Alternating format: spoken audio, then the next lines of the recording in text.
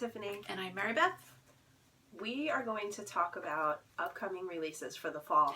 Yay! The air is getting a little colder. Pumpkin spice everywhere. The pumpkin spice revolution is on. Those who control the spice control the world. Correct.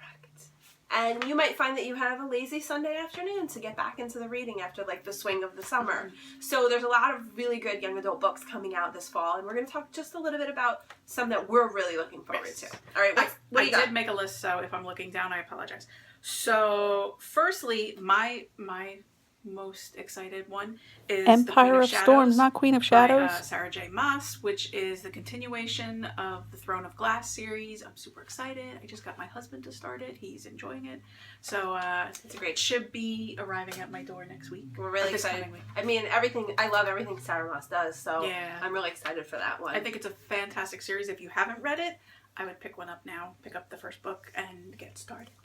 My yee moment is the release of A Torch in the Night, and that is a sequel to Ember in the Ashes, which we just found out the series is going to, I think, have 4 books in it. So, book number 2, you still have time to catch up on Ember in the Ashes. It's a great story. So excited. I don't know how to pronounce the author's name, but I know her last name is Tahir, so go pick it up. And what do we consider that? Fantasy? Yeah. It's fantasy. It's a little dark. Yeah, I would. It's definitely. I've read a lot about what's coming, and I think a lot of the fantastical elements are on their way. There was allusions to it in the beginning, but yeah. Throne of Glass also fantasy. I like to tell people who haven't read it that it's kind of Game of Thrones light. You know, for like the younger crowd getting into it, because there's a lot of that political intrigue and fighting and things like that. What's next? The Crooked Kingdom, which is the sequel to The Six of Crows, which we both own but neither have read yet. We're going to read it, though. We're going to read it so we can talk about it because we do love her. Yeah. It's Leigh Bardugo. Yes. So that one's exciting.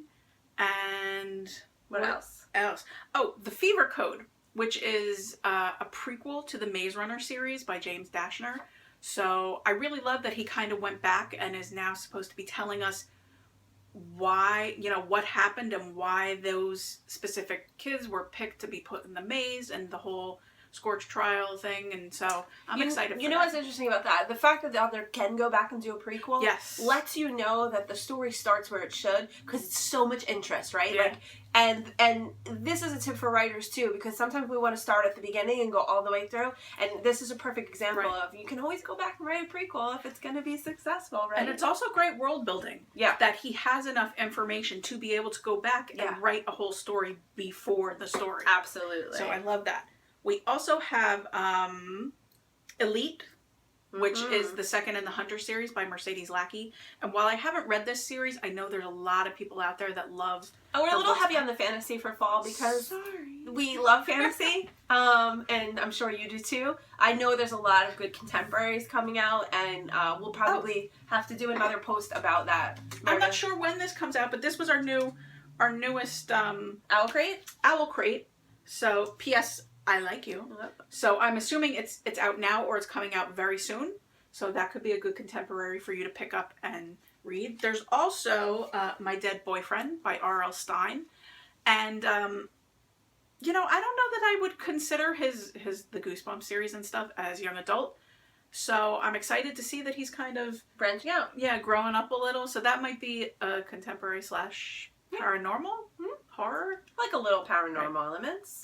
And then there's Frost-like Night from Sarah Rash, which is the Snow Like Ashes series. And I just got the first 5 chapters from Epic Reads, not Elite. .com, which sends like a chapter a day of a bunch of new books. So I'm interested in getting into that series. So I'm excited that another book has come out on that too. And you'll notice we see a lot of second and third books from series right now. It doesn't mean that there's not a lot of really great first series coming out. They just haven't come out yet, so we don't know to be excited about them. I'm sure there's some great new debut authors that have stuff coming out. So, keep checking. Keep an eye on the list and get recommendations. And if you know something that's coming out, or an author that you really love that we haven't discussed, please tell us, because We'd love while to. our stacks are high, There's always room on the nightstand. Exactly. I'm gonna get that stitched on a pillow. Thanks for watching, guys. We'd love to hear from you. Let us know what you're looking forward to. Till next time, literati.